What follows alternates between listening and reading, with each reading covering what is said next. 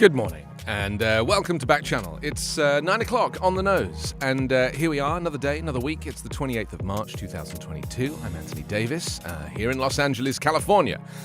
So much to do, so much to kind of enjoy with each other, and hopefully you can join in with me too, as we kind of spend a bit of time chatting and getting to know each other.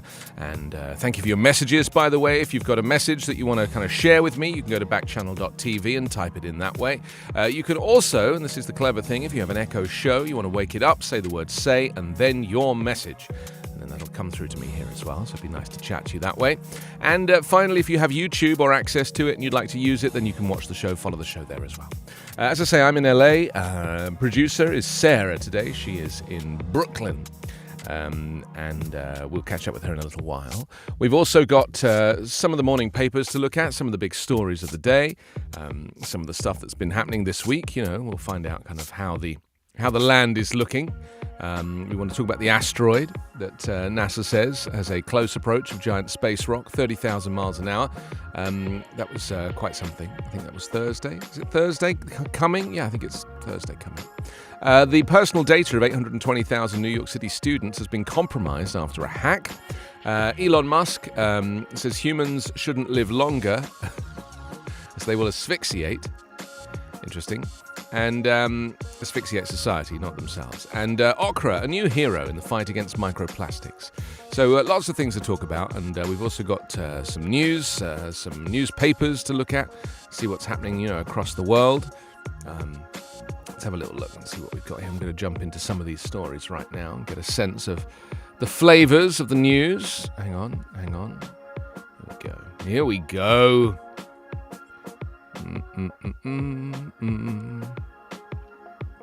Okay, let's jump into the Russia story first of all, because it's obviously most pressing. And that is... There we go. Sorry, so many screens and so little time.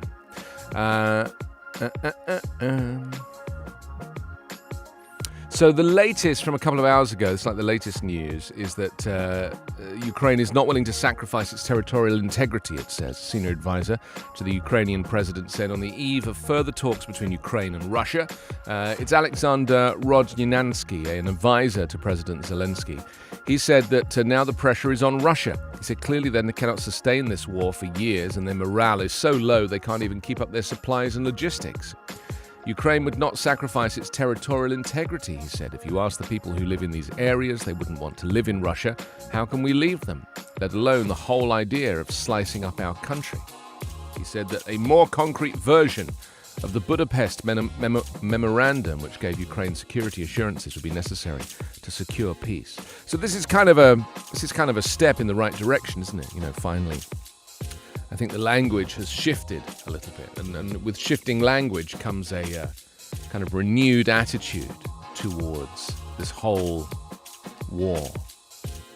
The idea that Russia couldn't win and won't win, whereas there was a previous period where I was like, Russia are winning, they're definitely winning, but they've kind of given up on Kiev as the capital, haven't they? They flattened Mariupol. Anyway, Zelensky is willing to discuss neutral status at face-to-face talks with Russia. He said he suggested he could make compromises about the status of the eastern Donbass region, but he said he was not willing to discuss demilitarization, and said Ukrainians would need to vote in a referendum to approve their country adopting a neutral status. He's such a good guy, isn't he? Like the idea that he would only make an agreement if the Ukrainian people were in agreement. It's kind of special, isn't it? Okay, what's next? This is a good one. The Capitol Attack Panel. I kind of thought this was an interesting story. Behind closed doors in a nondescript conference room at the foot of Capitol Hill, the House Select Committee investigating the January 6th, just investigating January 6th, I guess. They next week expect to hear testimony about the connections between the Oath Keepers and the Proud Boys militia groups and the Capitol attack. Well, the panel expects to hear how the Oath Keepers and Proud Boys coordinated their plans and movements in the days before the insurrection to the same level of detail secured by the Justice Department and referenced in recent prosecutions for seditious conspiracy. And the Select Committee hopes to hear in the April 5 deposition arranged by a senior counsel for the panel private conversations between the leaders of two militia groups. and whether they might have communicated with any Trump advisors. The panel should get the evidence both on the record and under oath, according to two sources familiar with the arrangements, to add to raw video footage of a meeting between the Oath Keepers and Proud Boys leaders in a garage across from the Capitol on the eve of the 6th of January. The expected testimony and materials represent another significant breakthrough for the investigation and could play a major role in establishing for the Select Committee whether Donald Trump oversaw a criminal conspiracy as part of his efforts to overturn the 2020 election. I mean, this is what's kind of weird to me. And Sarah, maybe you want to pop in, because I'd be interested in your view on this. It's almost like because this has never happened, they don't know whether or not it's considered to be criminal or not. What? Just Good the morning. idea of like overturning an election. Well, it's like yeah. it's never happened, and so the Justice Department, like the whole culture of America, is like, is that against the law? Like treason? Is that against the law? Did you just fall off your chair? Yeah, I'm fine. You It's are okay. We're good. Very cute this morning. That was the face was quite something. We might have to like slow-mo that and put it on as a whole separate podcast. No. Honestly, moving on. Yeah, moving on. I think that, first of all, Trump himself, if we go back in time a little, he has probably donated billions of dollars to Republican senators and Democrats. He even donated to Kamala Harris. So we need to remember that. And when his money goes away, so does a lot of senators. And I do believe in deep down that he has dirt on a lot of these senators. And I think a lot of these people who wanted him to overturn this election were scared that if he leaves, their kind of safety net is gone because they could do a lot of illegal things. But honestly, like, you know, places like Belarus, places like Russia, you know, they can overturn elections because that's how it works over there. But here, I think we were just so numb to so many things. And a lot of people were just brushing it off or very just like nonchalant about it. And I think that's why a lot of things were able to happen. And, you know, at the end of the day, like, Trump still has power. He still has a lot of money, and it's going to take our current Justice Department to investigate him. But I think people are worried once that starts happening, other dirt will be found on other people who are currently in power, who are currently in the government. And that's what people are worried about. And he's a white man. He is a white, rich man who I think this is more about what it is. This is more about what it is. I actually don't think it's about donations and about compliments. Oh, yeah. Because Trump does not give money away. Trump is he doesn't have very much money. Yeah. He just gives the impression of having money. And B, he doesn't donate unless it's essential. And the other thing is there are rules on donations. You can only donate $5,000 at a time. And he hasn't given billions away because he doesn't have billions. The guy is a fraud, right? He doesn't have money. Bankrupt. I mean, I think billions, like, in the past. Like, I'm not talking about recently. I'm talking about, like, in... I think you're being overly generous with this man. I think basically he's just a racist. And I just don't think that too, but I'm talking about like the technicalities of it. Like back in the day, like he's donated maybe not billions, but he's definitely. I think he probably paid to kind of get stuff done. So like for planning permission for things, for buildings and construction, he probably paid people off. He probably extorted people. He blackmailed people. But I don't know that he would be.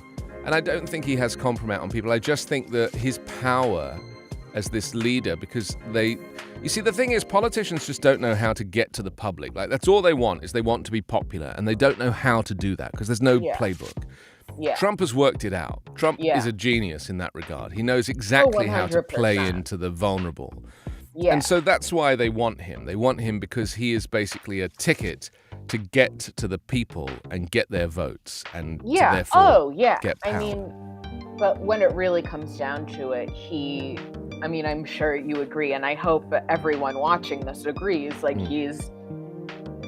yes, he's a terrible person. He's a racist. He's awful. But I'm more so worried about people like Mitch McConnell and Ted Cruz because they're currently in power. And it feels like so many people during his administration who weren't really affected by the things that he was doing. I mean, I'm not trying to like get on my high horse, but a lot like rich white people? Yeah. Like a lot of the people who weren't really affected by what he was doing didn't really care, didn't really seem to mind. And it's just, all of it is just very frustrating. And it just feels like he's never going to go away because he has his base and because he has people still behind him. Once his base goes away, he'll have nothing. So it doesn't really matter if the current government is against him. It doesn't really matter how many times Mitt Romney tweets about him or how many people like go against him or whatever. He still has his base. He still has the poor white people who feel so disenfranchised. And I hope if anybody who still supports him is watching this, I just really urge you to like see the light, and I urge you to really like come around and to see that like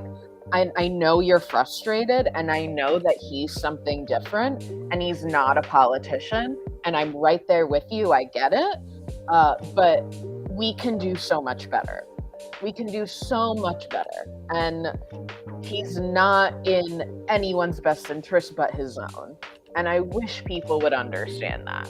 And well, it's a protest vote, isn't it? I mean, that's really what it always was. It was like, you know, I'm not enjoying the status quo. I don't like the idea of a Clinton dynasty or a Bush dynasty. And Trump represented in 2016 a guy who was a rebel. But the thing is, he was never a rebel. You know, he was just a troublemaker, and just a self-absorbed troublemaker. And the tragedy is that he was prepared to sell the entire country for his own personal success. Oh yeah, at the end of the day, like, you know, not a lot of these politicians really care. Yeah. I believe that, you know, and we're seeing that now even with the Democrats in quote unquote power. We're not really seeing a lot of change. And I think, you know, my only compliment I'll ever give to Republicans is that at least like they're united in getting things done. Even if it's very, very destructive things, they're able to do it because I think they're very devout to whoever is in power in their party. And I think someone like Mitch McConnell, I truly believe Trump has some sort of dirt on him that could ruin him forever, and that's the only reason why they're all like behind him. Yeah. But then again, I don't know. I mean, I'm still very, very concerned for the fate of this country, and I'm still I'm trying to be hopeful, but also like it's a very like we're in very dangerous waters. Our democracy is on very thin ice, and I don't think people really understand that. And that's the problem, because we've never had to deal with this ever. Like, but that's what I was saying about it not being illegal, and people thinking, well, there's no precedent for this. And isn't that the crazy thing? Is that, you know, nobody ever thought that the country would be overturned, or the election would be overturned by an incumbent president.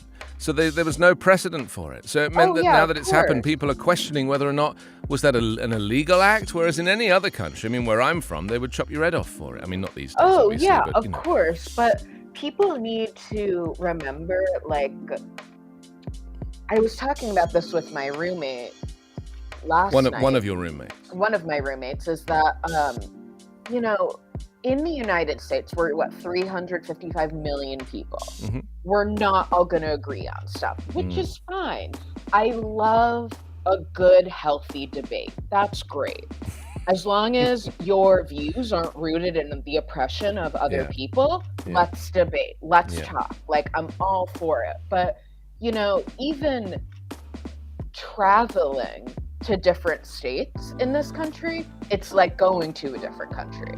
Going from even New York to upstate New York might as well be two different states.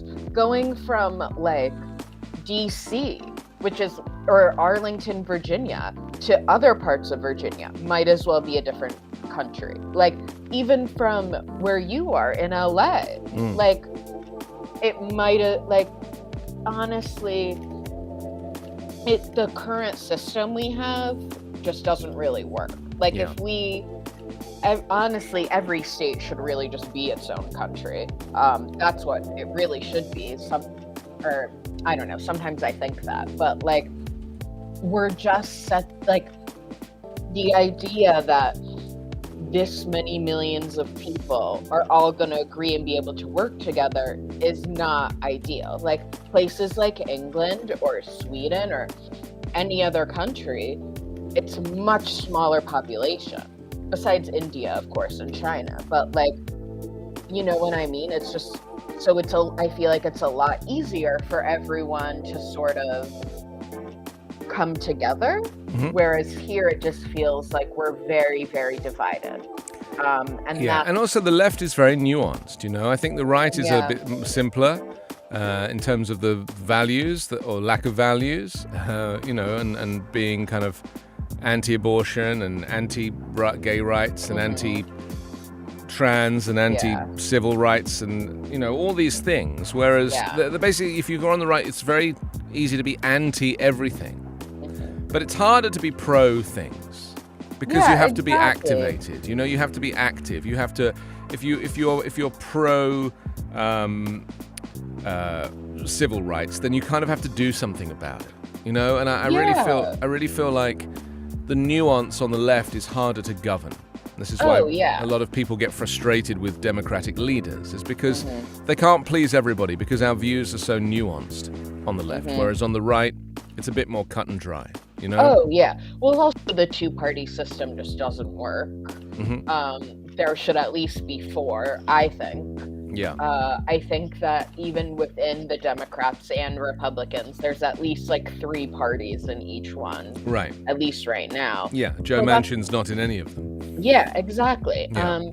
But again, unfortunately, I don't know if anything that drastic will change in our lifetime.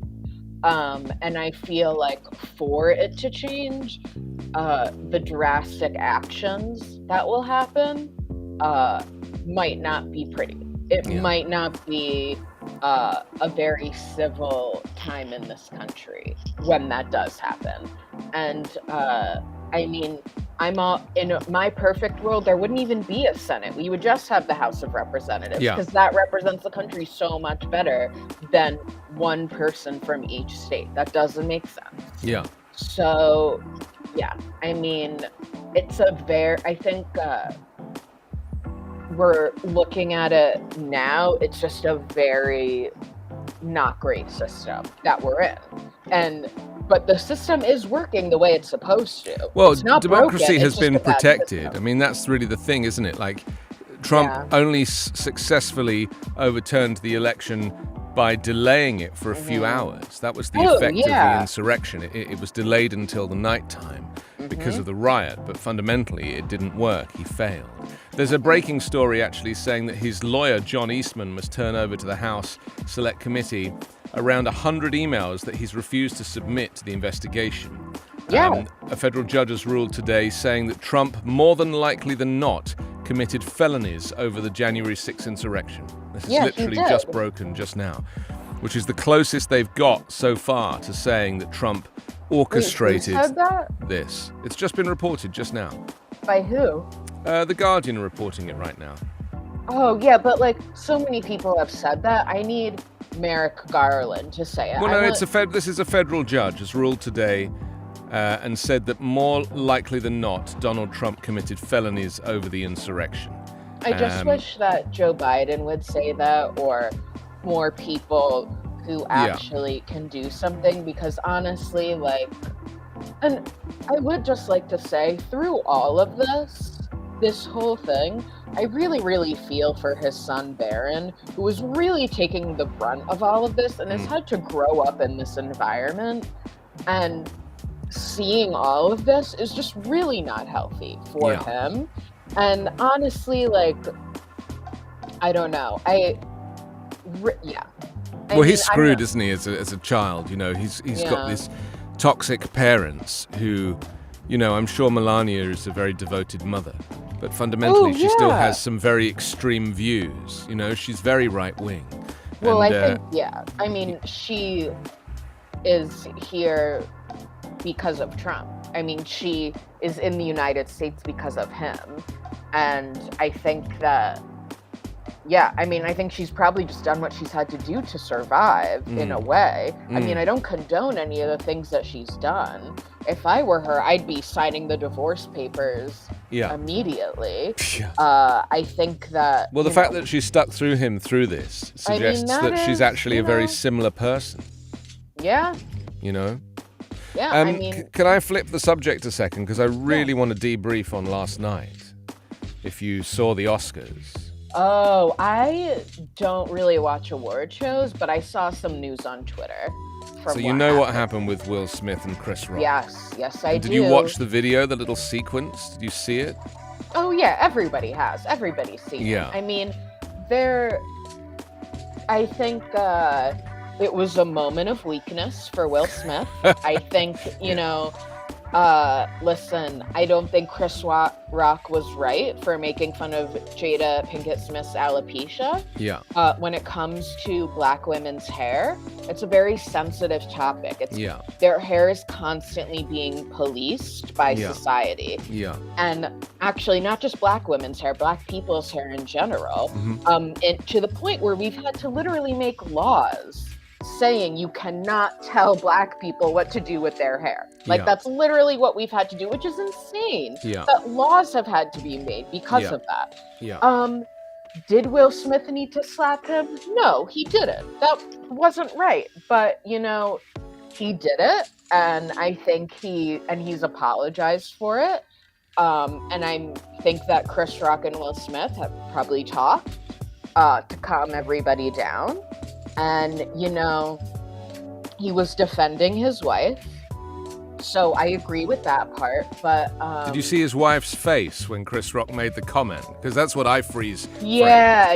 She just looked mortified. She looked mortified that he'd made the joke. And I think that Will Smith must have seen that, and he just, you know, felt compelled to leap to the... But what he also did was he let down a whole bunch of people by doing that because, of course... Oh, of course. He could have just done the obscenity. He could have just stayed in his chair and just shouted, "Keep my wife out of your mouth," and done all that stuff. Of course. Which would have been bad, but the actual physical act, especially when it's a Black man committing a... violence against another Black man, this kind of black on black violence. It's like with the current landscape in politics, I can only imagine that Fox News will take that clip and play it over and over and over again and say, "Look at these people, they're savages," you know? I can imagine, I haven't looked, but I'm sure that's what's going on there. And that's the thing that made me most sad, because I was like, this is fodder for the right to push their argument about, because, you know, they have this whole argument. About Black on Black violence. Yes, but also about Black people having a gene that makes them more violent. Have you heard this? It's like a whole thing. So awful. And racist and terrible. Yeah, it's just pure racism. It's literally... This does not help. That's my point. Yeah, this does not help. Yes, you're right. I don't think it helps, but also, like, it was a slap. It happened. I mean, it was very quick. But it was the guy that then went on to win Best Oscar, Sarah. I mean, it wasn't like it was just some passerby or somebody who's like a bit of a has-been. But it was the guy who won the Best Oscar. He's only the 5th Black man in history to win the Best Oscar. Yeah, exactly. And Best Actor. I mean, I don't think what he did was right, obviously, but I'm trying to look at it from a perspective because, like what you said, Fox News is going to have a field day, whatever. But I'd love, like, that's what I'd like. I'm so happy for Will Smith that he won the Oscar. I think that's great. But when it really comes down to it, like, I think it was like 60% Chris Rock was at fault and like 40% Will Smith. Because Chris Rock shouldn't have said those things. That's not okay. But there is license in comedy to say things that you wouldn't say outside of comedy. And at an award show, which is famous for ribbing people, you know, that's why Ricky Gervais did so well when he hosted, because he literally roasted rather than hosted. Yeah, but I think if a joke is rooted in oppressing others and it's racist, then it's not funny. It's not a funny thing. Yeah. There are plenty of comedians who are able to do their job and be funny without being racist, without like saying mean things about women, and without being homophobic. It's very easy to do. You don't have to like work real hard to do that. And if you're complaining about that and being like, oh, no one can be funny anymore, well, then you are probably part of the problem as a comedian. Like, I get that, you know, it's the Oscars and people want to roast things, but even when Ricky Gervais was hosting, he said some really awful things too. Like, it's not, I think we need to come to a point where you can roast people without being grossly offensive. Right. And I think that Chris Rock's little joke didn't succeed in that. But what's awful, what I would love to point out is that no one's talking about Wanda Sykes hosting.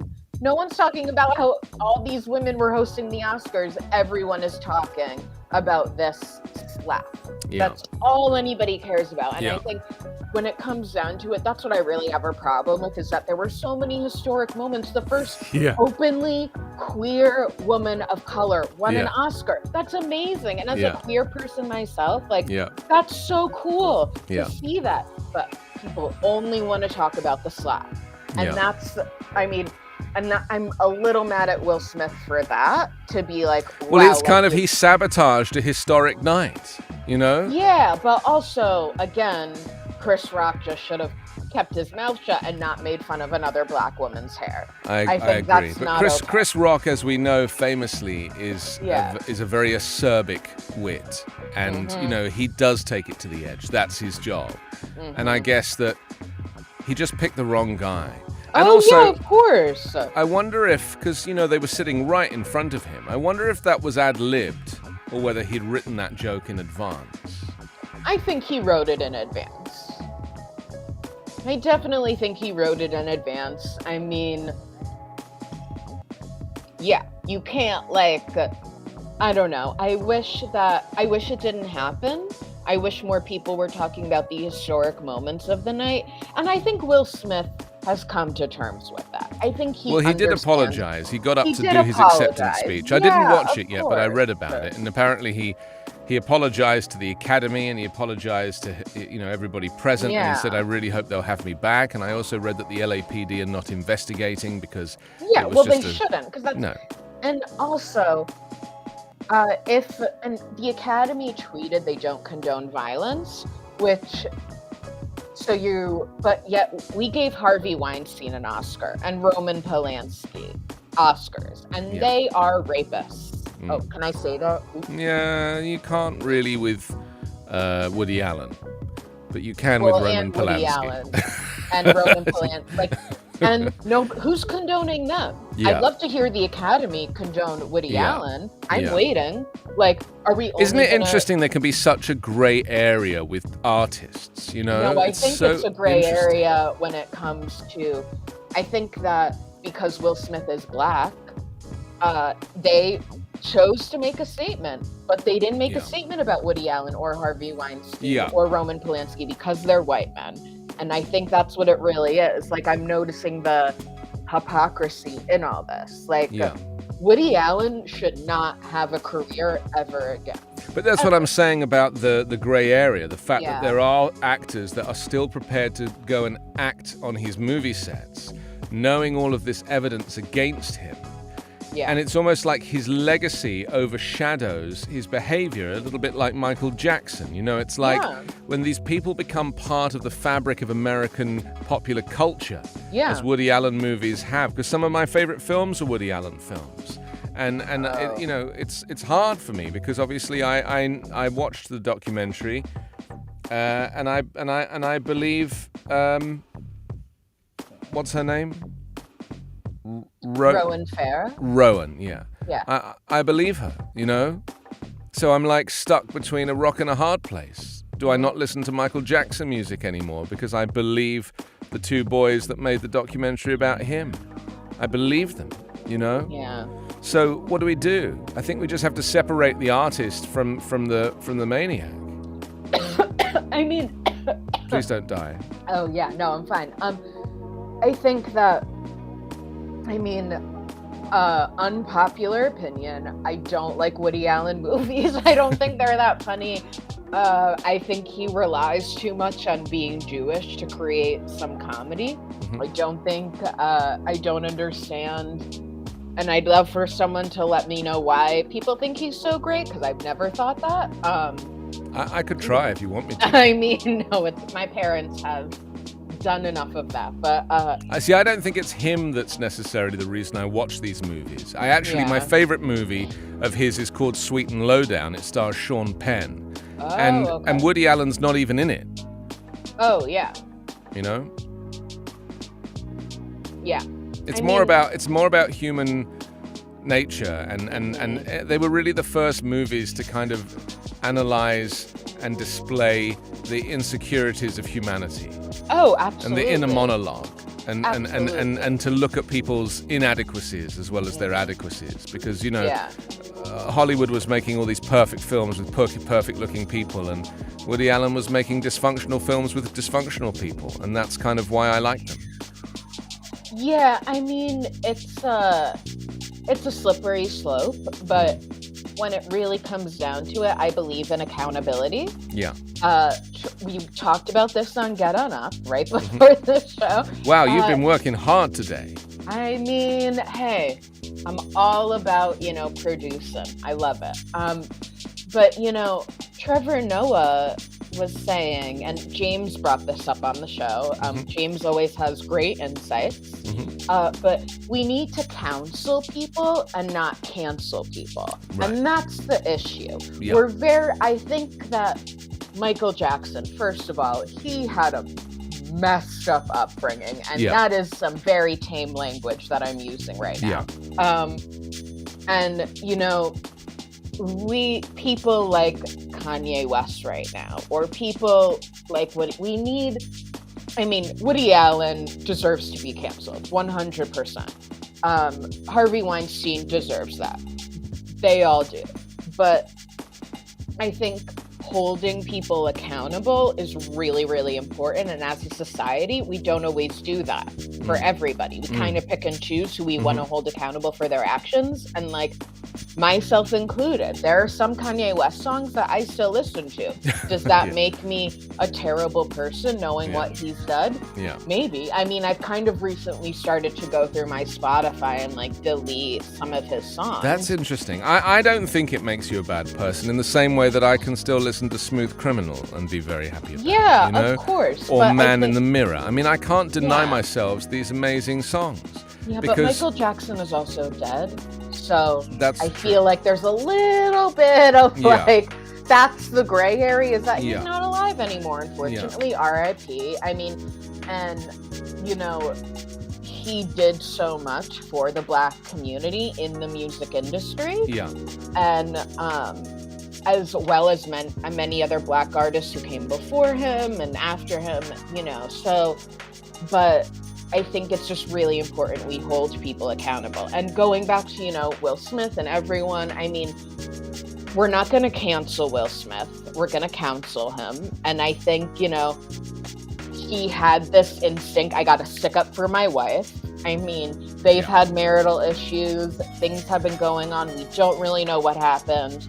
But, Will Smith and Jada Pinkett Smith, they're kind of like the mom and dad of Hollywood. They're very, the counselors. They're very, Right. you know what I mean? I didn't know that. I mean, I didn't know who he was married to. I don't know anything about that. Oh yeah, they've been married for years. Yeah. They've been they met because Jada Pinkett Smith had a guest spot on Fresh Prince of Bel-Air. Oh, I see. And so she's an actress as well, is she? Yes. Oh, yes. She's an actress. She's been in a ton of things. But she also has this show called Red Table Talk, where they really talk about a lot of like controversial stuff, and they bring people on and they're like, okay, like, let's talk. They like other news shows don't. And I really, really like that. And, she brought Will Smith on to talk about her affair. Like, wow. It's very raw stuff. So, wow. I mean, I know that they will come through with this. Mm-hmm. And I just want everybody else to understand, like, we're not going to cancel anybody. We're going to counsel people. And also, Will Smith knows he was wrong. Chris Rock, I'm sure, knows he shouldn't have made the joke. Yeah. But I think that, when it comes to, like, people assume, like, a lot of Black men growing up were taught to hide their emotions. They couldn't be angry. They couldn't lash out or anything. And even for just men in general. So I think that we need to give everyone some space and grace to just calm down a little bit. And I hope that we can all focus more on the historic parts of the night. And I hope moving forward, and if the Academy is listening, that we can nominate more Black artists and more artists of color and produce more movies with non-white people as the leads and tell more stories like that. That's what I would love. And it's unfortunate that this is like the big news story of the night, but it is what it is. And I think that luckily the people involved in this are very good at not just moving on, but like talking things out and giving some space and grace. So I really hope that happens. And I urge everybody to watch Red Table Talk. It's a great show. I love it. And watch Will Smith's movie. It's really good, I've heard. I need to watch that. I also need to watch Coda, which of course won Best Film. Oh, I haven't seen any of I started it. I got like 10 minutes in before the Oscars ceremony, and now obviously I need to finish it. Oh, yeah, for real. Like, I haven't been really consuming a lot of like movies lately. I more so watch things on like streaming. I'm very into horror, so I watch mostly. Are you? This is very interesting to me. Oh I really like. There's a streaming service called Shudder, which has like every horror movie ever made. That's so including, exciting. Yeah, it's really good, especially.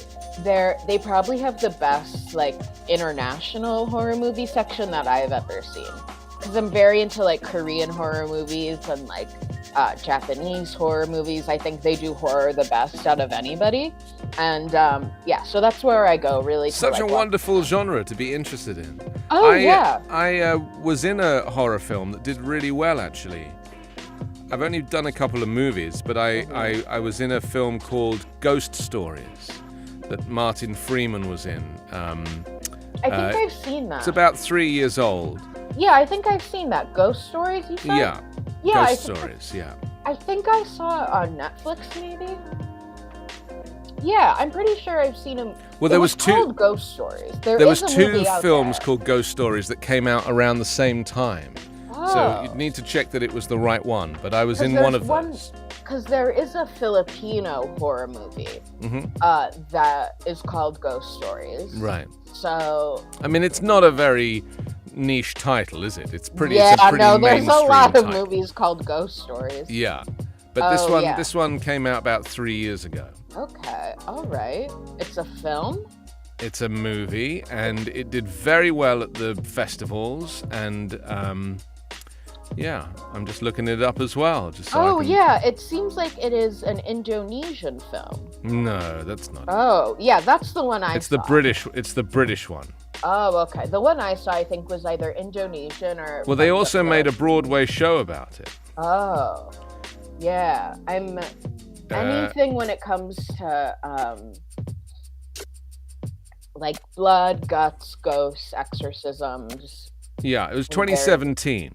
Oh, maybe I think I saw a different one that was called Ghost Stories, because there's a lot of movies, but I'll check it out.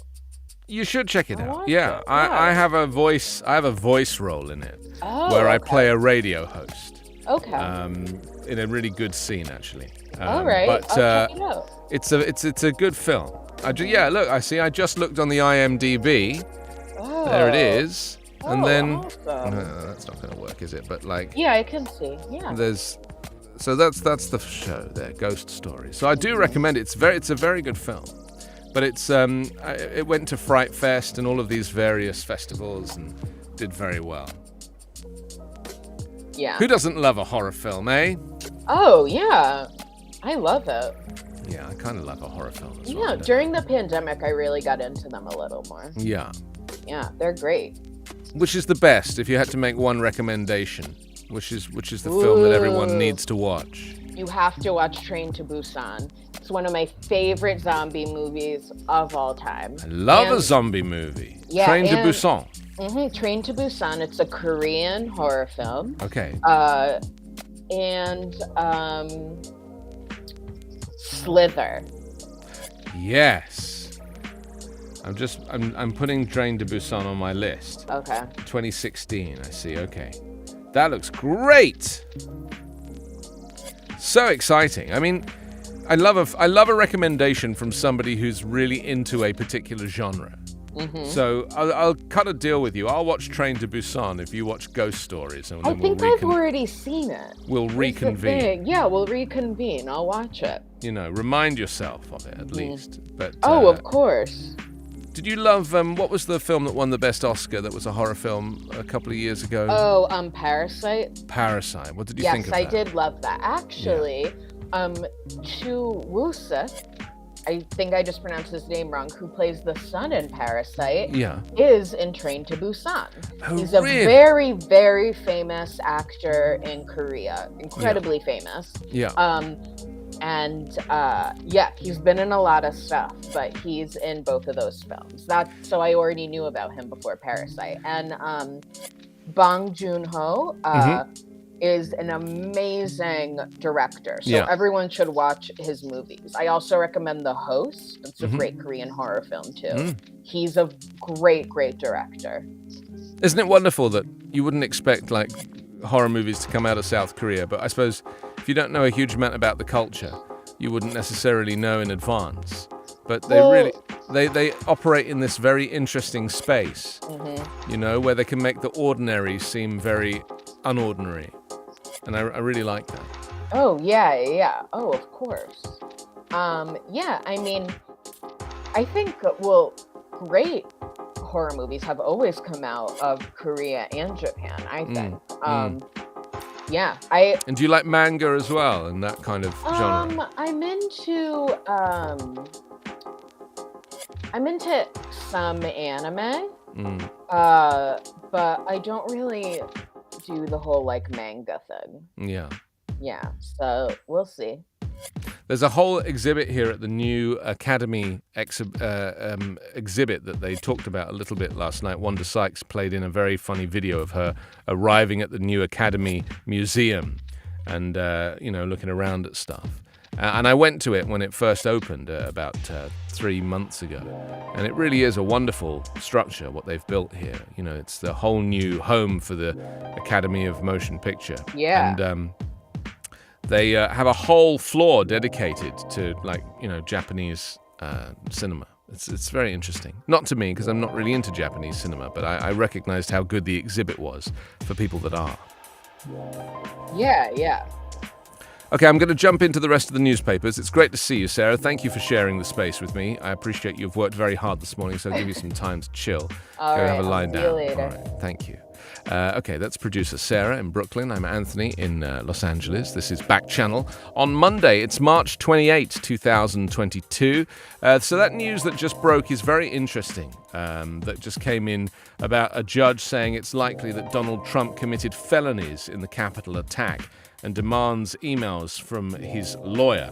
They say that this is based on the evidence. The court finds that it's more than likely that President Trump and Dr. Eastman dishonestly conspired to obstruct the joint sessions of Congress on January 6, ruled Judge David Carter. Among the emails the judge ordered Eastman to turn over include messages forwarded to him by Trump attorney Rudy Giuliani and recommending that Mike Pence, then vice president, overturn the election, and laid out a day-by-day plan of action leading up to January 6. I mean, that's a very big story today. It's very interesting. And also there's another story here suggesting that Roman Abramovich, who's the former Chelsea Football Club owner and oligarch who was living in London, and the Ukrainian peace negotiator had symptoms consistent with poisoning. This is a big story now. It was earlier this month. Abramovich was taking part in informal peace negotiations in the Ukrainian capital of Kiev when he began to feel ill. Ukrainian MP Rustem Umerov was also part of the negotiation. The men later left Ukraine for Poland and then flew to Istanbul, where they received medical treatment. The account backs up claims of a potential poisoning first reported in the Wall Street Journal and by the investigative journalism outlet Bellingcat. It said Bellingcat confirmed 3 members of the delegation attending the peace talks between Ukraine and Russia on the night of 3rd to 4th of March experienced symptoms consistent with poisoning of chemical weapons. One of the victims was Russian entrepreneur Roman Abramovich.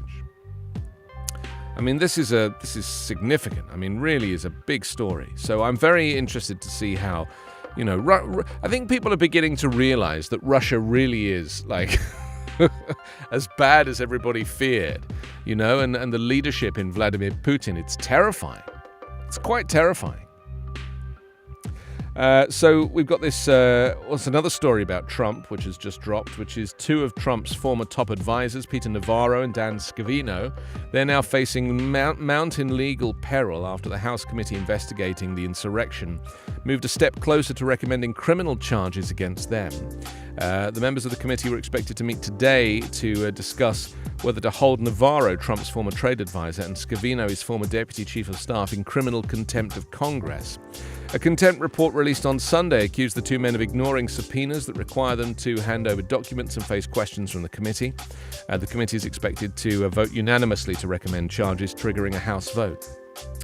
I mean, it says that these guys were intimately involved in efforts to subvert the results of the 2020 elections so Trump could hang on to power. I mean, do you understand the significance of this? There is now so much evidence to suggest that a full-on coup was attempted by the government of the United States. Just think about that for a moment. I mean, how do you feel if you're a Republican or if you're a Trump supporter? How do you feel knowing that there was a full-on coup? There was a coup. It wasn't an attempted coup. There was a coup. It was all printed and laid out and ready to go, and everybody was involved, and it successfully delayed the certification of Biden's win by several hours. Debbie's joined us. Regal Chicken, Normal Bedbug is here. Stacy, hi Stacy. Electric Lizard, welcome to Divergent Sheep and False Links and Taddy and Terry and VJ. Stacy's just got to go. Thank you very much. Got Bible study. Mucho Kangaroo is with us. Julian and Noah. Thank you for joining Backchannel this morning. Great to know that you're here. Don't forget you can wake up your Echo show, say, and then your message, and then you can talk to me that way. If you have a browser open on your phone or your laptop, then just type in backchannel.tv, and we can communicate that way too.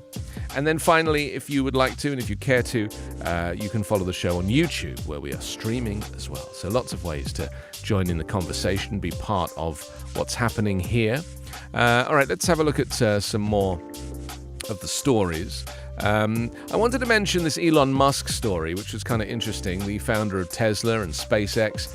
He said in a recent interview that he doesn't believe humans should live longer because their old ideas would create asphyxiation of society, preventing advancement.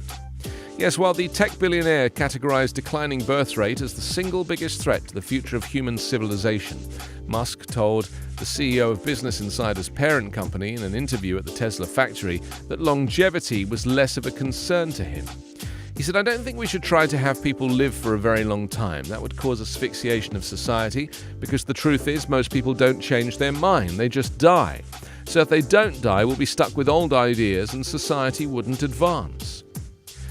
For democracy to function properly, Musk argued that political leadership should ideally be within 10 to 20 years of the average age of the population they govern. On the issue of his own humanity, Musk said that while maintaining his health is important, he's not afraid of dying, as it would come as a relief. I mean, that's an interesting way of looking at it. He said, "I think we already have quite a serious issue with gerontocracy. Gerontocracy? It's a new one on me. Where the leaders of so many countries are extremely old." He said it's a very, very ancient leadership, and it's just impossible to stay in touch with the people if you are many generations older than them. The founders of the USA put minimum ages for a local office, but they did not put maximum ages because they did not expect that people would be living so long. They should have, he said, because for a democracy to function, the leaders must be reasonably in touch with the bulk of the population, and if you're too young or too old, you can't say that you will be attached. While answering a plea on Twitter from Ukraine's digital minister within 48 hours, Musk first began sending Starlink terminals to Ukraine last month after Russian cyber attacks and shelling disseminated internet connectivity within the first few days of the invasion. Despite Russia's anti-satellite missile demonstration months ago, Musk said he did not believe Russians could take out Starlink's 2,000 satellites fast enough. And while SpaceX designs and manufactures its own rocket engines, Russia's move to stop sending rocket engines to US companies in response to sanctions over the war in Ukraine could impact Boeing and Lockheed in the short term until they move toward Blue Origin engines, Musk said. Isn't that interesting? I think so. So, there we go. Apparently, I think it was Olaf Scholz, the German chancellor, who took over from Angela Merkel. He spoke to Elon Musk at the opening of the Tesla factory in Berlin-Brandenburg, which is designed to make 500,000 Teslas a year in Germany, which is kind of amazing. So there we go. That's a little bit of news on that front. We also had the Okra story that I mentioned earlier. Sarah, just a heads up. Let's do the US news update in a couple of minutes if you get a chance to line that up. According to new research from scientists at Tarleton State University in Texas, okra, the green finger-shaped pod that's often added to delicious dishes like gumbo and soup, is a valuable weapon in the fight to get microplastics out of our drinking water. They're micro fragments of plastic pollution that are consistently breaking down into tinier pieces that get into seemingly every corner of our planet.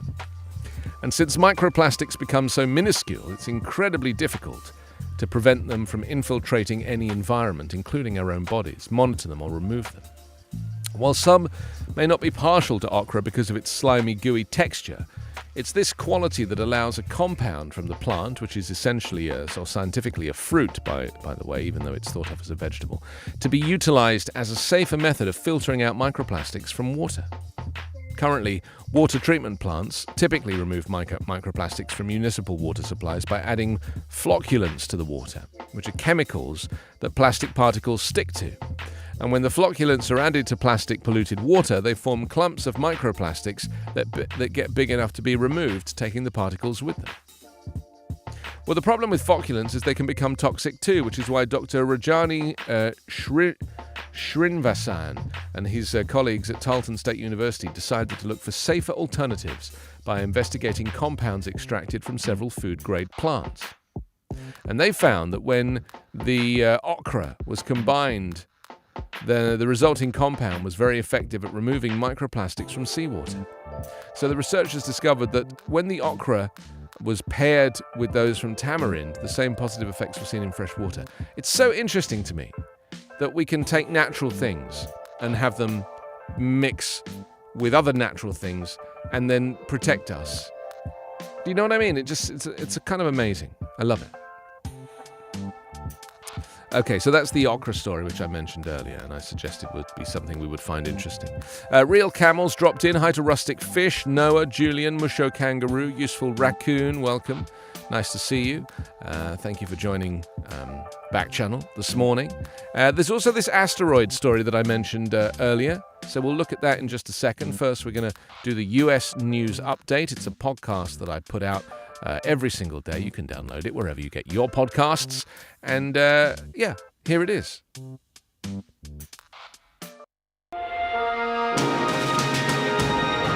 It's Monday, March 28. From the Volley Network, this is your daily US News Update. I'm Anthony Davis. In a test of his enduring influence over the Republican Party, former President Trump returned to Georgia on Saturday to stump for allies who support his ongoing false claims that the 2020 election was stolen from him, starting with Georgia. At a rally in Commerce, a small city northeast of Atlanta, Trump spent the first 20 minutes of his speech repeating lies about the outcome, calling Governor Brian Kemp, a fellow Republican, a turncoat and coward for failing to reverse the results. Trump has invested significant political capital in the state, endorsing a slate of statewide candidates in an effort to oust Kemp and his allies. The May 24th primary election will provide perhaps the clearest assessment yet of Trump's ability to play kingmaker in the 2020 elections. Meanwhile, heartwarming movie Coda, about a deaf family with a hearing daughter, won the prestigious Best Picture prize at the Oscars on Sunday, the first time a streaming service took home the film industry's biggest prize. Coda was released by Apple TV+, which beat Netflix's contender The Power of the Dog, and other entries from traditional Hollywood studios. Hollywood's most prestigious awards ceremony returned to the Dolby Theatre after pandemic restrictions limited the event last year. The upbeat atmosphere was disrupted when Best Actor winner Will Smith slapped presenter Chris Rock on stage over a joke about the actor's wife. Smith later apologized to the Academy of Motion Picture Arts and Sciences and to his fellow nominees as he tearfully accepted the Oscar for Best Actor in King Richard. Your daily US News Update is part of the Volley Network. To hear my live daily morning show, ask your Amazon Echo device to open Backchannel. There it is, the US News Update. Get it wherever you get your podcasts. I'm Anthony Davis. Welcome to Backchannel. It's Monday morning, the 28th of... 28th? Yeah, 28th of March. I mean, who knows? And welcome to this morning's show, the Anthony Davis Show. You have me until for another hour, and then your pal and my pal, Hal, will be here. That's kind of how it works here. So we have hosts throughout the day, 5 days a week, 12 hours a day. So, it's great to kind of be part of that. You can get in touch if you have an Echo show. Wake it up, say, and then your message. If you don't have an Echo show, then you can type at backchannel.tv. Smart Bison just dropped in. Hello. Gregory is here as well in Pennsylvania. Welcome to you. Real Camel, welcome. Rustic Fish, Noah as well, and Julian, Musho Kangaroo, and Useful Raccoon. These are names that are auto-generated if you don't want to give your real name. But, real name is kind of more fun in a way, because then I know who you are. I mean, I don't know who you are, but I kind of can talk to you like, you're a real person. Okay, let's continue with our chats. I wanted to mention this story about the asteroid. It's an enormous space rock that zipped past Earth on Thursday at around 7 p.m. It's called asteroid 2013 B076. It hurtled past at a staggering 30,000 miles an hour, according to NASA trackers. Up to 450 meters across, it's roughly the same size as the Empire State Building. Fortunately, the speedy object missed our planet by some distance, you'll be pleased to know. It was estimated to be at a safe distance of around 3.1 million miles, according to data on NASA's Near-Earth Object Database. That's 13 times the gap between Earth and the Moon, a near miss in space terms. So, on the 30th of June, and in fact every 30th of June, we have International Asteroid Day. The United Nations declared it to raise awareness about asteroids and the dangers that they pose. This is after the Tunguska disaster in 1908 on the 30th of June. I've been to the Griffith Observatory here in Los Angeles, and they have asteroids, like fragments of asteroids and larger pieces of asteroid that you can like look at and touch, and it's very interesting, like touching space rock. They get darker and redder as they age, apparently. But the majority of color change happens quickly during the first 100,000 years, limiting the use of spectral measurements in establishing the age of asteroids. The difference between asteroids and meteors and comets. Like an asteroid, a comet orbits the sun. However, rather than being made mostly of rock, a comet contains lots of ice and gas, which can result in amazing tails forming behind them as a result of the ice and dust vaporizing. And they range from a few miles to tens of miles wide, but they orbit closer to the sun. They heat up and spew gases and dust into a glowing head that can be larger than a planet. Who knew? Who knew? And when two asteroids hit each other, the small trunks that break off are called meteoroids. See? I mean, who knew you would come and get so much incredible intel? Smart Bison's dropped in from California. Smart Bison, welcome. Great to have you here on Backchannel. I'm Anthony. Welcome. This is the Anthony Davis Show as we look at some of the bigger stories making the news. Kind of interesting. I also had this story about personal data that I wanted to mention because it's very important. This is out of Staten Island. Hackers were able to breach the personal data of over 800,000 current and former New York City public schools. This is part of a cyber attack in January. Illuminate, a software company the city's Department of Education uses to track grades and attendance, was targeted by hackers. They were able to access students' names and birthdays and ethnicities, as well as English-speaking, special education, and free lunch status. In total, about 820,000 current and former New York City school students' information were compromised. Students' social security numbers and family financial information were not collected. Education officials criticized the company for failing to better protect some of its platforms. They said, "We are outraged that Illuminate represented to us and schools that legally required industry-standard critical safeguards were in place when they were not," according to the Chancellor, David Banks.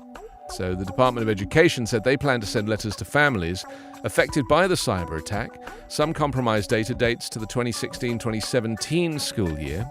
The security of the data we have in our care is one of the highest priorities, and we've already taken important steps to help prevent this from happening again. Eric Adams said they plan to hold Illuminate fully accountable for not providing our students with the security and timely notification the company promised. So there we go. That's an interesting story out of New York City about data protection. I was actually saying this to somebody yesterday, is that if you think about your personal data, your personal security, here's an example. If you Google your own cell phone number, right? Google your name and your number. See what comes up. Because I guarantee that there'll be a whole load of information online you didn't realize was there, including your addresses, your past roommates or flatmates, neighbors, your income, your tax payments, your DUIs, your parents, your family, like all of it is online now. There are these websites dedicated to like tracking people down or listing databases of people. And if you do a search on your name and your phone number, or even just your address, I guarantee you'll be really shocked at how much info about you is already online that you might want to have removed or protected, or, And that's why I don't understand people who don't have like private Instagram accounts, why people are so desperate to be public with all of their activities and what they're up to. Once your friends have followed you, don't have people follow you who you don't know. Why would you do that? Why would you want people to follow you who you don't know? Now, it's different for, I think, things like Twitter. I use Twitter for work, and I talk about politics and news.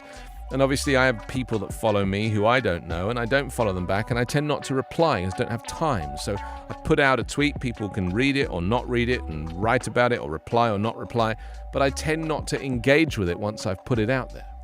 It's almost like a stream of consciousness for me.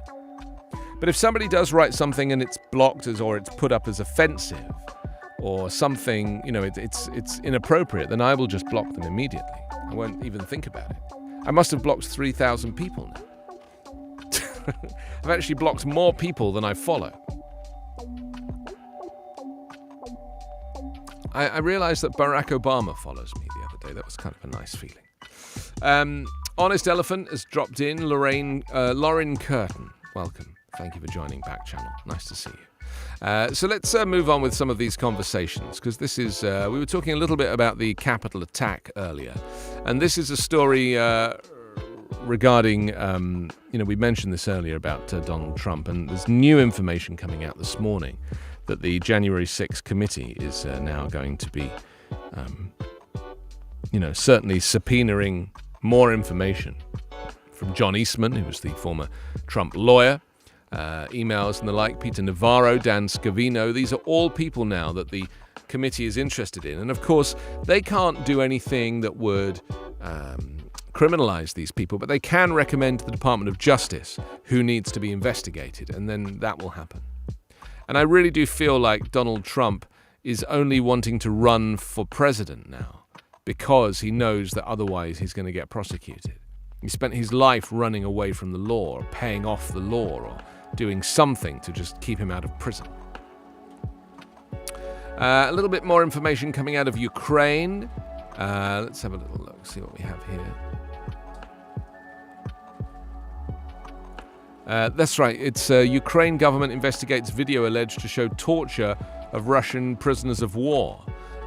This is a film that's not been verified. It appears to show Ukrainian soldiers removing 3 hooded Russians from a van before shooting them. The Ukrainian military commander is accused Russia of staging the videos. The enemy produces and shares videos with the inhumane treatment of alleged Russian prisoners by Ukrainian soldiers in order to discredit the Ukrainian defense forces, he said. However, the government in Kiev said they were taking the allegations of mistreatment very seriously and there would be an immediate investigation. They said, "We are a European army. We do not mock our prisoners. If this turns out to be real, this is absolutely unacceptable behavior." And then the military leader said, "I would like to remind all of our military, civilian and defense forces once again that the abuse of prisoners is a war crime that has no amnesty under military law and no statute of limitations." The Ukrainian military said they did not know who was involved or where the incidents took place.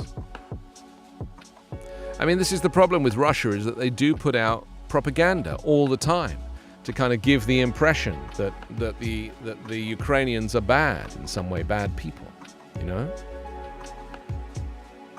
Carlsberg has now said it's going to pull out entirely from Russia over the country's invasion of Ukraine. This is the, Carlsberg is the lager. The decision would result in substantial non-cash impairment charge. Carlsberg owns Russian brewer Baltica Brewery, whose employees represent a fifth of Carlsberg's global workforce. They said, "We deeply regret the consequences of this decision for our 8,400 employees in Russia." So this is the knock-on effect of Vladimir Putin's invasion, is the loss of work for a lot of people in Russia. And loss of livelihood and loss of lifestyle. You know, it's changing at a rate of knots. Okay, let's have a look at some newspapers this morning. The Colombian, let's take a look at the Colombian. They lead this morning with Clark County women blazing path in business.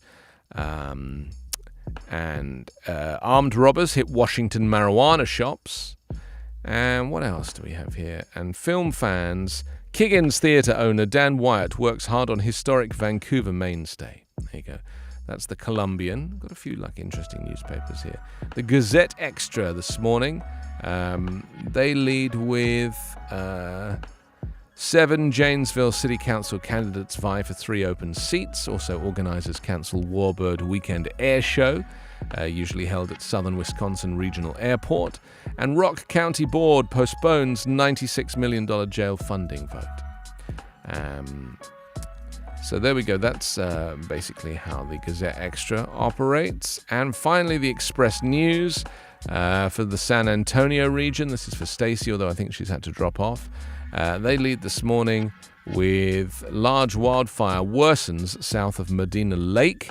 It's about 1,000 acres have burned south of Medina in a fire that started from a vehicle late on Friday afternoon. Also, Texas park officials urge people not to kill rattlesnakes. And finally, what else? Oh, a new HGTV series in San Antonio features a resident survivor winner as a host.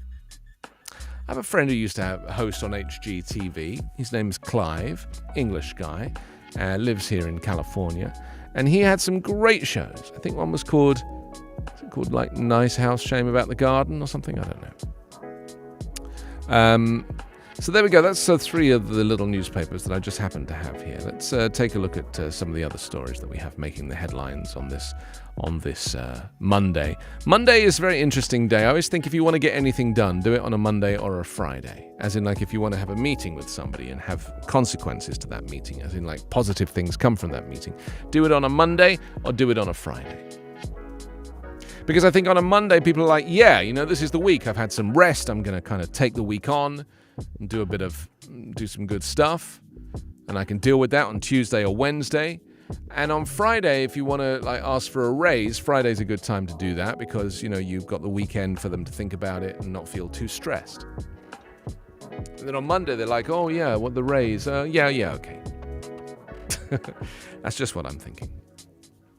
10:16 is the time here on the West Coast, 1:16 Eastern. I'm Anthony Davis, and we've been talking about Trump and politics and various kind of things. I also wanted to mention the ice shelf collapse in East Antarctica. We'll do that in just a moment first. Sarah, do you want to drop in again? Are you still around? Maybe you're cooking or something. I met somebody recently who told me that they could cook, and I said, what do you cook? And they said, kale salad. And I thought to myself, that's not really cooking. I mean, it's a nice idea, and it sounds very healthy and everything, but putting things together is not really cooking, is it? Let's be honest. There's a difference. Anyway, we'll see. But Sarah, come by if you're around. I want to talk to you about a couple of things that I have on my list here. I do feel like the residual effect of the Oscars from last night, Sarah mentioned this, is very interesting, that people focusing on the wrong stuff, focusing on the punch in the face, or the slap as it was. I mean, it made a lot of noise, and it was a bit like a kind of movie slap, because the camera was behind, so you couldn't see the impact, but you could kind of hear it. And that was like, interesting. I mean, that's really like quite a significant smack, that is. I mean, there was no damage done to Chris Rock's face, but even so.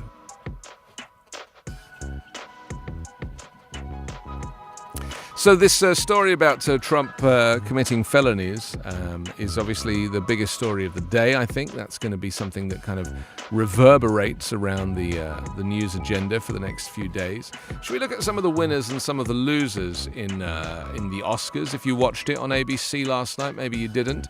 It was Coda that was named this... Oh, hello. Hello. I just saw your little face pop into the window. Oh, yes. Welcome. I wanted to talk about some of the other movies, but you haven't been watching many movies recently. You're more stuck into the seasons, which I can understand. Yeah. Do you think it's interesting that movie stars have realized that making TV is much easier than making movies, and they've all migrated across? I mean, when you look at it from a business standpoint, I mean, a movie shooting lasts maybe like 6 to 8 weeks, something like that, depending on the film. So it's a very quick job. And from a standpoint of like depending on your job, it's just more economical maybe to do a TV show because the job just lasts longer and it's a steady stream of income, and also it's you're more like in the spotlight. You're still relevant because you're doing something for a while. And I think actors like the longer form material, because in a movie you've only really got like 90 minutes to kind of communicate your character, whereas in a series you can just develop it over time. And so there's kind of more to get into. Is that right? Yeah. No, absolutely. I mean, when a movie will come and go. I mean, honestly, though, this all depends on like the budget of the movie, how big it is. Sometimes it's more economical just to do a movie and not a TV show. But I think, especially with streaming services now, and movies just going straight to streaming and not in movie theaters, and I think that's especially been a huge thing during COVID. Like, not many people want to go to the movies anymore. People just kind of want to watch from their own home. So I think that it sort of depends on where the movie is going to be. Like, if it's going only to theaters, it might have less of an impact than if it's on a streaming service and it's more accessible to people. Especially people who are, might be hard of hearing or disabled or can't really go out. Yeah. It might be easier for them to watch something streaming than to have to go to a movie theater. And people have bought quite nice TVs now because TVs got so cheap and so big. Oh, yeah. And so really, the difference of going years ago, when you had like a little 20-inch television that was crap, then sure, the movie theater was such a different experience, but people have practical cinemas in their homes now. Yeah, and so, why would you need to go? I mean, I'm facing this dilemma today. Maybe you can help me with the solution. It's raining here in Los Angeles, which doesn't happen very often. So it could be a cinema day. It could be a cinema day. Oh, so I'm considering going to see the new Batman film in IMAX. Do you think that would be a worthy journey on a rainy Monday? I don't know. I haven't seen it yet, but I've heard really good things. Yeah. It's a very long movie, so it might be good for like a rainy day. It'll take up a lot of your time. It's three hours, but yeah. And I was very nearly Robert Pattinson's brother-in-law. Would you believe? Oh. I dated his sister for a year. So and she just looked like him with blonde hair. So I mean, I practically dated Batman. Yeah. Well, I'm not one for like really, really long movies, and I'm not really a fan of Batman in general. Right. Yeah. But I mean, I think it's a good like rainy day activity. I think, and also it's in IMAX, and so therefore you're going to get a very different experience to the one you would get if you just stayed home, because big as my television is, I can't compete with that kind of, I'm having an argument with myself at home. I love technology, but I don't have surround sound on my TV. And I really feel like I might be missing out, but I can't bring myself to do it. Because I don't like the idea of having like more stuff everywhere. Oh, I don't know. It doesn't really matter to me. No. It's more about the sound is good, but it's not surround, and it's just, they play that logo at the beginning of a movie now, like it's in Dolby Digital, or it's in, what's it called, Dolby Vision, or all these things, and it makes you feel like you're missing out on something. Yeah. It's almost like emotional blackmail at the beginning of a movie. When they go like, and I'm like, I can't hear any of that, I just hear a little bit coming out the front, and I'm like, should I invest in this? I don't know. I've only been to the cinema once since the whole pandemic began, and that was to see West Side Story. Oh, okay. Yeah, I heard that was really good. I haven't seen it yet either. Yeah. Oh, well, that's bad. Come on, you should definitely see West Side Story. I mean, I've seen the original. I just haven't seen the newest one. Yeah, it's kind of quite different, but also strangely the same. Yeah, so I've heard. I've heard it's really good. A lot of people said, why bother? Why bother? Oh, yeah. No, a lot of people I know who've seen it said it's very good, and it's definitely worth checking out. But I just haven't really made it to the movies at all lately. So, have you been? Has the pandemic suited you, Sarah? Like, has it suited your personality? Have you been like, this is great, I literally now have an excuse for never leaving the house? Or absolutely not. Really? No, I would never say the pandemic has suited anybody. I mean, it suited me. It's an awful disease that has been raging across. No, not talking about that side of it. Of course not. I'm talking about just the kind of the lockdown element of it. Oh, I've hated it. Are you kidding me? I hated it so much. I'm a very social, extroverted person, and I live in a very bustling city. I want to go out and live my life. Yeah. This whole locking down and not being able to go anywhere has affected a lot of people's mental health and a lot of people's jobs. Yeah. And it will for a long time. So this did not suit me. Even the introverts, I know this did not suit them. I would never say that. And even now with things like opening up and everything, it's obviously getting better slowly but surely. But, I mean, yeah, I would not say this suited me or anybody I know at all. I think we all would rather work and be able to live our lives and go places without fear of catching a deadly disease. And, I love a night at home as much as the next person, but I'd prefer the reason to stay at home not be because of COVID. I'd prefer it to be because I just don't feel like going out. Yeah, that's very logical. Whereas for me, I was just like, great, stay home, stay away. I had no desire to go anywhere, and I feel like, but, different people are different, aren't they? I've spent my life in studios like this one. Yeah. This is basically me living and enjoying, being in an air-conditioned box and not having to interact with people in the real world, only interact with people through the camera or through the microphone or something. So I think for a lot of people in my business, they were like, well, this is just like normal, isn't it? It's just no different, The only difference now is that you don't have to have a decent excuse when you're trying to get out of going to a party. Okay. Yeah. Thank you for everything. I'll let you go and do your thing now. And Goodbye, everybody. Get back to the news, Sarah. Wonderful. See you tomorrow. Okay, that's Sarah in Brooklyn. I'm Anthony in Los Angeles, 10:26 or 1:26, depending on where you are. So I just wanted to run through last night's Oscars and talk about some of the winners and the losers. I haven't seen many of the films, so I'm not really going to be a huge expert in this, but... First Panda dropped in, and Opposite Panthers here, and Hello, and Deep Buzzard, Fragile Armadillo. Welcome. Something just came up. I think that might have been last night's dinner. Okay, let's see where that story is. Here we go. Let me just find it, because I just had it for a second, and then it disappeared. Here we go. Yes, Coda has been named this year's Best Picture at the Oscars ceremony that featured an unusual confrontation between Will Smith and Chris Rock.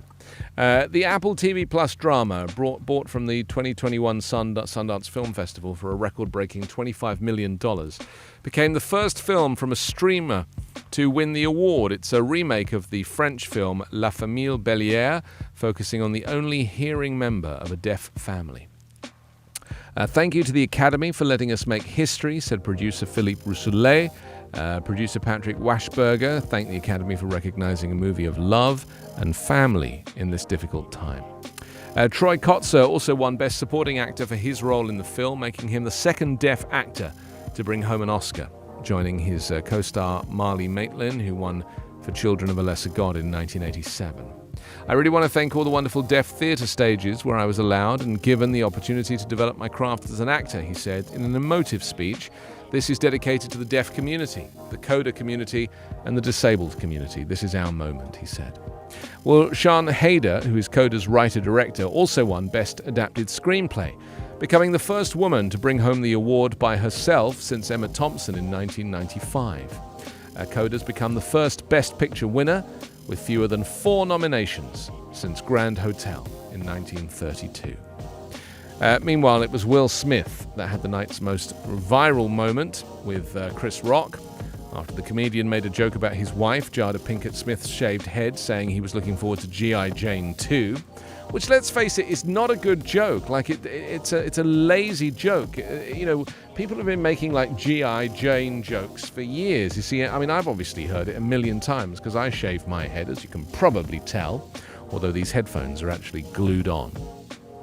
And I don't know, I just get the feeling that a lazy joke like that does just not warrant being said by a talented comedian who's a good writer, Pinkett Smith revealed last year that she has alopecia. She was unamused, and an angered Smith then came onto the stage and appeared to slap Rock before the sound muted, and footage later showed that Rock said, Will Smith just smacked the something out of me before Smith shouted, "Get my wife's name out of your something mouth." Yeah, there was Japanese TV did not mute it, and so there's copies of that floating around. Rock tried to defuse the situation by saying it was a G.I. Jane joke before Smith repeated his warning. Scott Feinberg of The Hollywood Reporter tweeted that Smith was then calmed by Denzel Washington and Tyler Perry during the commercial break as he appeared to wipe tears from his eyes. Smith later secured his first Oscar, winning Best Actor playing the father of Venus and Serena Williams in King Richard. Richard Williams was a fierce defender of his family, he said tearfully.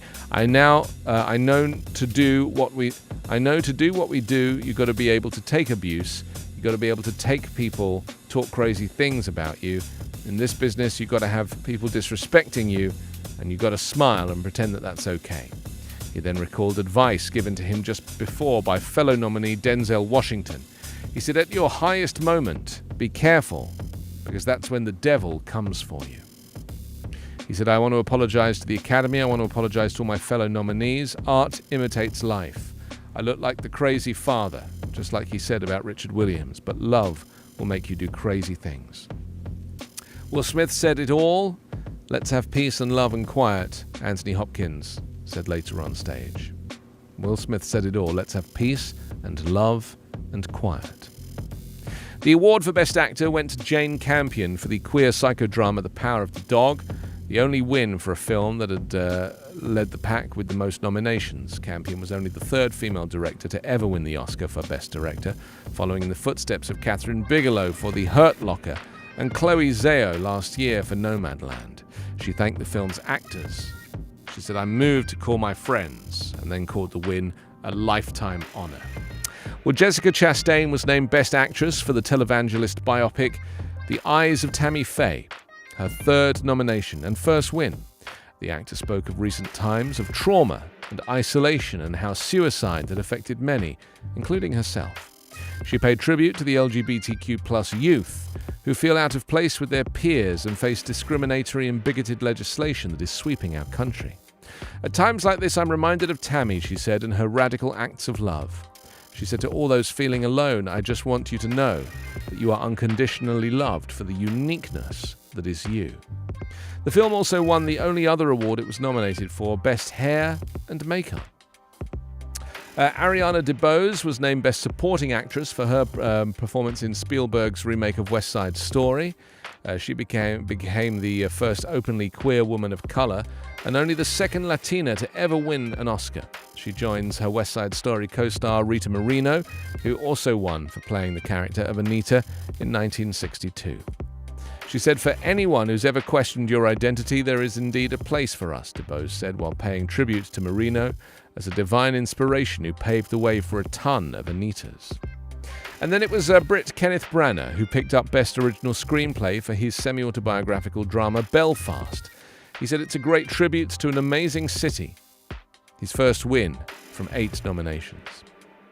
There was outcry last month when it was announced that 8 craft awards would be announced before the ceremony and then edited into the broadcast later. These were dominated by Dune, which won for Hans Zimmer's original score as well as for editing, sound and production design. The film later won cinematography and visual effects too, making it the night's most awarded with 6 wins. Do you know, I started watching Dune also yesterday. I started watching Coda as well. And I only got 5 minutes into Dune and 10 minutes into Coda. And I was like, ooh, but now, of course, I'm going to have to go and watch them both. Typical, you know? That's typically what happens. Ferre just joined us for the first time. Welcome. Nice to see you. Same parrot and first panda and opposite panther. Thanks for dropping in as we're looking at the Oscars from last night. Drive My Car was the first Japanese film nominated for Best Picture that was named Best International Feature Film. Encanto beat out the competition from Flea and the Mitchells versus the Machines to win Best Animated Film. Questlove's Summer of Soul was named Best Documentary. Yeah, that is a wonderful documentary, Summer of Soul. This year also saw the introduction of 2 Twitter-voted special awards for fans. The fan favourite was won by Zack Snyder's Netflix zombie thriller Army of the Dead, while all-time most cheer-worthy moment was won by Zack Snyder's Justice League for the scene where Ezra Miller's The Flash enters Speed Force. And last year's Best Actor nominee Riz Ahmed also became the first Muslim and first person of Asian descent to win a live-action short for The Long Goodbye. He said, this is for everyone who feels like they don't belong, anyone who feels like they're stuck in no man's land. You're not alone. The British 2-time Oscar winner Jenny Beavan also won for her costume work on Cruella. And she made a very long speech in true British fashion. The ceremony was hosted by Regina Hall, Amy Schumer, and Wanda Sykes. They said, "We're going to have a great night tonight. For you people in Florida, we're going to have a gay night tonight," said Sykes to applause in reference to the state's controversial Don't Say Gay bill, which seeks to ban teaching of sexual identity, orientation, gender orientation in early grade education, as well as in a manner that is not age appropriate or developmentally appropriate for students. Sykes also made a jab at voter suppression by presenting a shredded Texas voter registration form. The night was kicked off with an extravagant performance, I should say, from Beyoncé, singing her Oscar-nominated song from King Richard in the tennis courts of Compton. But the award for Best Original Song actually went to Billie Eilish and her brother Phineas for their Bond song, No Time to Die. No Time to Die is a very good song. So that's definitely, worthy of a view. Also, the ceremony was overshadowed by the war in Ukraine, with stars including Jason Momoa, and Jamie Lee Curtis and Benedict Cumberbatch and Samuel L. Jackson, all wearing ribbons or badges. They said to see children buried under the rubble of theatres, to see pregnant women being injured in maternity wards, it beggars belief that it's happening, Cumberbatch said on the red carpet. One cannot help but be in awe of those who find strength to keep fighting in unimaginable darkness, the Ukrainian-born Mila Kunis said in her introduction to a performance by Rebecca McIntyre. That was then followed by messaging that asked for a moment of silence and a plea for help. "We ask you to support Ukraine in any way that you are able," the screen read. Amy Schumer previously expressed a desire for the Ukrainian President Volodymyr Zelensky to appear, while Sean Penn said he would schmelt his Oscars if this didn't happen. Sykes was asked about the idea on the red carpet. She said, "In Hollywood, we can get a little full of ourselves and we think that what we're doing is also important," she said. "I understand that what we do reaches a lot of people and we can persuade a lot of people, but it's also respectful to just know your lane. You know what I'm saying? Know your lane," she said. Very smart, Wanda Sykes. She really has such a great... I feel like she has such a kind of... just says it like it is, Schumer did use a moment near the end of the night to improvise a reminder that there is a genocide going on in Ukraine and women are losing all of their rights, and trans people. Last year's Academy Awards were led by wins for Nomadland and its director Zeo and star Frances McDormand, and it was watched by the smallest television audience for an Oscars ceremony ever. Well, looks like this Oscars is back where it belongs, in the, center of the ABC News schedule.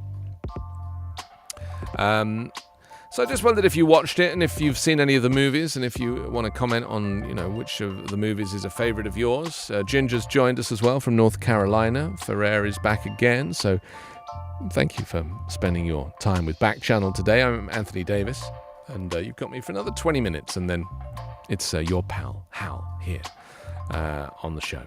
Okay, let's move on, because there's lots more that we want to talk about. Did I mention the ice shelf? I think that was something I wanted to talk about. This is the satellites observing Antarctica nearly a century ago. They've shown an ice shelf that's collapsed on the eastern part of the continent.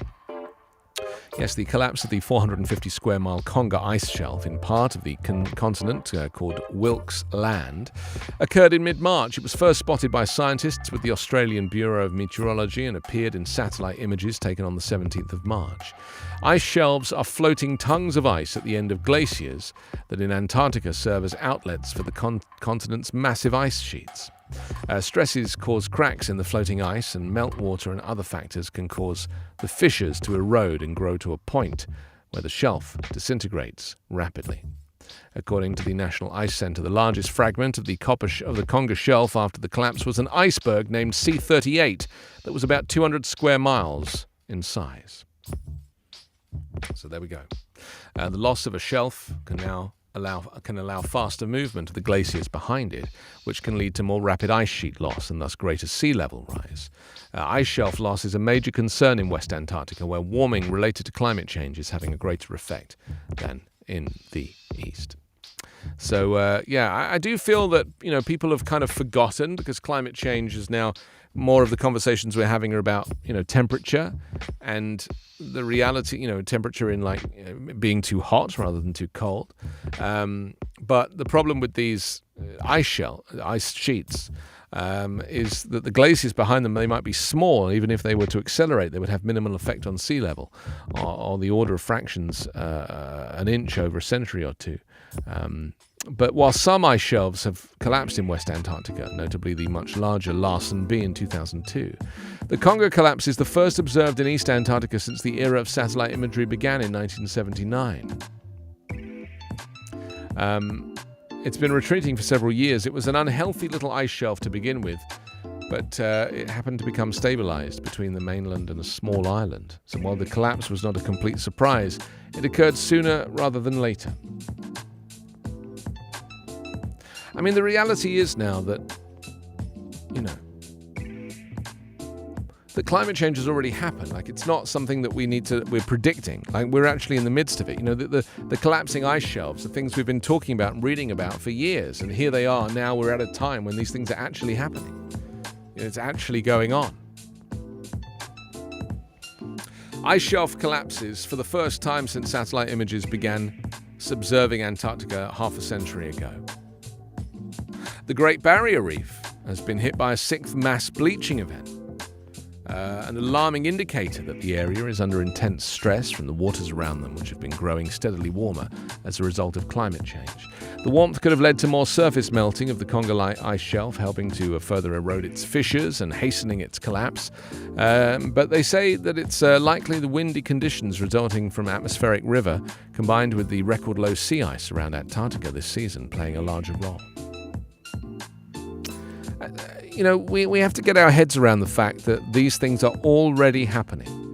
So therefore, the effects of these things, like what comes after these things happening, whether it be rising sea levels or places becoming uninhabitable due to flooding or, extreme weather events, it's just, it's increasing all the time. So how do we qualify this? What do we do about it? How can we deal with it ourselves?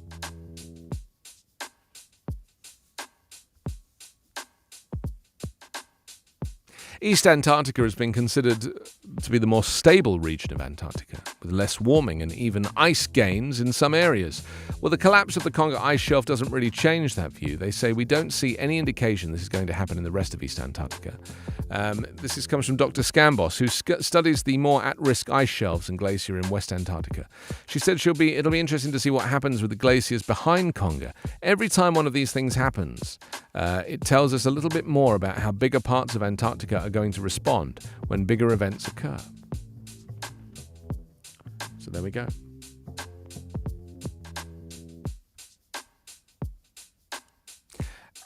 Do you ever have family members who just don't believe in climate change? Because I was watching Trump at his rally in Georgia, and he was basically saying that climate change is just fake. He just says that I want the cleanest air, I want the cleanest water, and he just doesn't know what climate change is fundamentally, and he thinks that a tiny change in temperature is irrelevant. He doesn't understand the significant effects of it.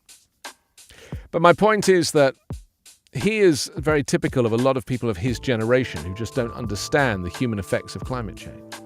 And also maybe they're too old to appreciate that after their own passing, that they will, it's irrelevant for them because in their lifetime it won't be a problem. But actually in the lifetime of my children, for example, or even their children, we're going to see the effect of this in a greater way.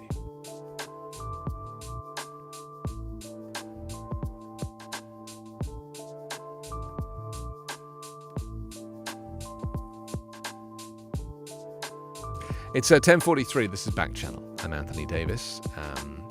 A little bit of climate change, a little bit of Trump update. The Capitol attack panel expecting to hear how militia groups coordinated plans before the attack. Mentioned that a little bit earlier, and I wanted to mention Shanghai. This is on the subject of COVID. It's so interesting. We've got these huge things in our lives now, haven't we? We've got COVID-19, which is massive. We've got the war in Ukraine, which is massive. We've got the overturning of the election in the United States, which is massive, being investigated. And then obviously the Oscars last night. That feels massive, but that was just last night. But it still feels massive. And so we're kind of surrounded by these events. Global climate change is obviously the biggest one. And these things make everything feel so, temporary or transient. Like the world could end at any time, I guess. Well, many countries around the world have decided to live with the coronavirus, even as a new subvariant fuels another wave of infections. But China is an extremely important exception. China continues to deploy snap lockdowns as it tries to eliminate transmission of COVID-19 within its borders.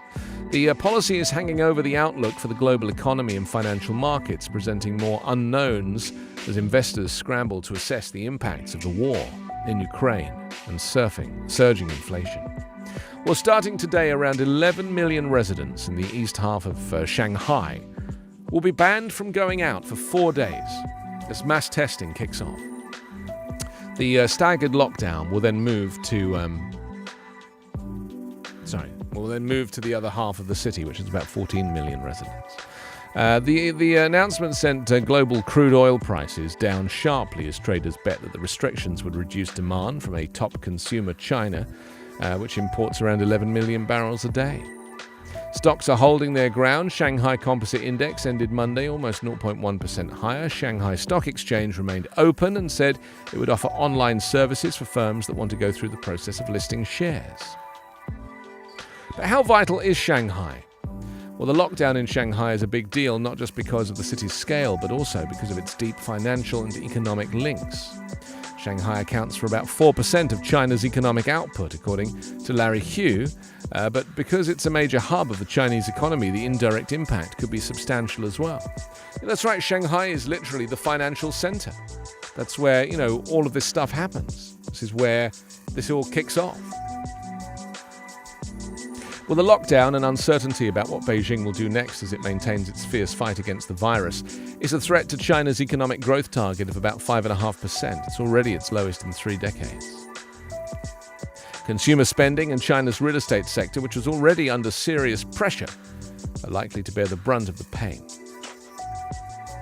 Outside China, the big question is whether manufacturing and shipping will be affected to strain on global supply chains and further boosting prices. So, what you're seeing now is like supply chain issues, chip issues, microchip issues, food supply issues. You're seeing lockdown now, so this is going to affect the markets. Oil, price of oil. Everything now is affected by everything else. And this is why when some people try and blame Joe Biden for the price of oil and therefore the price of gas, it's like, do you not even see how all of this is connected? This is the world that we're living in now.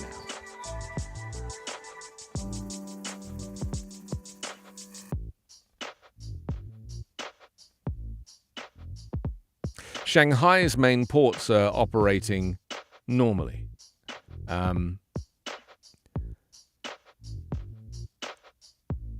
But during a lockdown in the southern Chinese city of Shenzhen earlier this month, manufacturers shifted operations to other parts of their networks to limit the impact of the temporary rules. They say the impact on manufacturing activities will likely be manageable, especially if such lockdowns are short and sporadic, but there will still likely be disruptions. So it's just important for us as members of a global community, if indeed you think of yourself like that.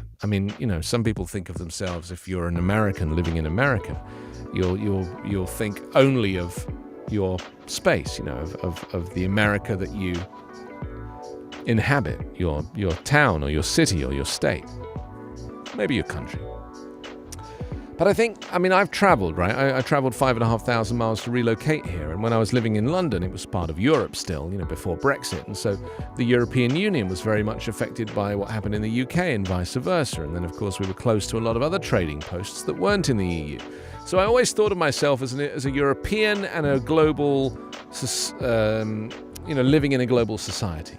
That was very important to me, to feel part of the world, not just part of Europe or part of England.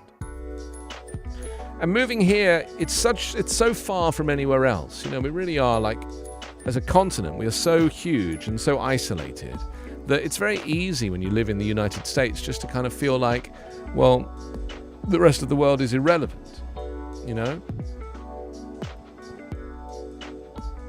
Because fundamentally we are,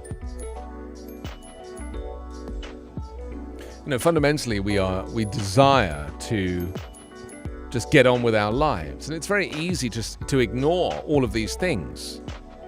And you might say to yourself, how is it possible that Shanghai locking down 10 million people at a time is going to affect me here in America? How is it that the microchip shortage in China, from China, is going to affect me here in America? But it is. You know, food now, you go into supermarkets and there's sometimes whole sections that are missing not because they're extinct, but because they're just like there is a delay now in the food chain, in the global supply. So how do we qualify this? You know, how do we accept that we are part of a global community rather than just a isolationist? And that was the problem with the previous administration. They really wanted you to feel like America was the most important country in the world and the best country in the world, which of course we know statistically that it isn't. Quality of life here is pretty good, but if you're wealthy, if you're poor, you do not want to be in America. There's plenty of countries you would benefit from if you are poor, where they offer the welfare state. They'll support you, they'll give you a salary for just living, to live on. Healthcare will be free and available and good and quality. School will be free and university will be free and having a baby will be free, medicine will be free. I mean, all of these things that are not free in America. So we have to really think about the global community now. And if I can leave you with this, because I do genuinely think it's important. So when I'm reading about the ice caps in Antarctica, I think about what's the effect of that on the world and on me here in America. When I read about Shanghai locking down and therefore the financial markets having to go into a kind of, a reduced service, I think, how does that affect me and how does that affect the world? How does it affect inflation? How does it affect gas? How does it affect the production of, goods and services? Everything is connected.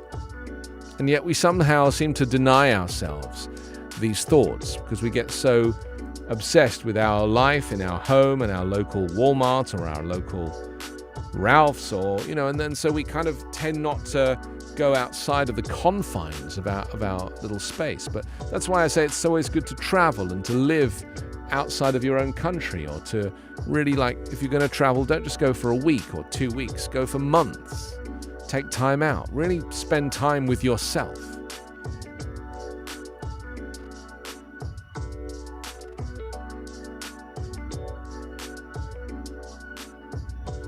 So, yeah, I mean, this is just it's a bit of a life lesson. And in fact, hi Davey and Ramon and Great Donkey and Orlando, welcome as well. Diligent Lobsters dropped in. Lyndon, welcome, all of you, to Backchannel on this Monday morning. So let's do a little recap on what we've been discussing. We started the show looking at the asteroid. It was called 2013 BO76 Live, the close approach of a giant space rock that passed by the Earth at 30,000 miles an hour on Thursday. We looked at the personal data of 820,000 New York City students, which was compromised after a hack. We also looked at Donald Trump and the latest on a judge saying it's likely that Trump committed felonies and demands emails from John Eastman, who's Trump's lawyer. We looked at the Oscars. Coda triumphs, but unfortunately the evening was overshadowed by Will Smith attacking Chris Rock on stage for being, making a joke about his wife. And apparently she's long been in the line of fire, according to an article here, so that's kind of interesting. We also talked about the Capitol Attack Panel expects to hear how militia groups coordinated plans before the insurrection. We talked about Elon Musk saying humans shouldn't live longer as they will asphyxiate society. We discussed food and okra, a new hero in the fight against microplastics. We looked through some of the papers, the Columbian, we looked through the Gazette Extra, and we looked through the one in Texas. You know the one I'm talking about. Yeah, that one. And then finally looking at Shanghai as well. So, we got a lot done together. We spent a lot of time together. We worked hard together. And I think fundamentally, that's really the secret to anything, isn't it? It's what you put out. It's not what you can get, what you can take, but it's what you can give. You get what you give. Ramon's with us. Davies dropped in. Grieg as well, who says hi in Ohio. Hello, Grieg. Welcome. Prickly Dinosaurs in Indiana. We've got Diligent Lobster in Pennsylvania. Stacey's in Texas. Welcome. Oh, the San Antonio Express News. That was the newspaper I was thinking of. I'm very grateful to you for joining me today as we look through all of these subjects. We also chewed the fat with producer Sarah in Brooklyn. She's amazing, and I thank her for her support and help on this show today. I'll come back tomorrow morning at 9 a.m. Pacific. That's 11 a.m. 9, 10, 11. That's 12 o'clock Eastern, and we'll spend another couple of hours in each other's company, getting to know each other and learning about what's happening across the world in an unbiased and respectable fashion. No shouting. Stay with Backchannel for your pal Hal. He's next. Have a great day.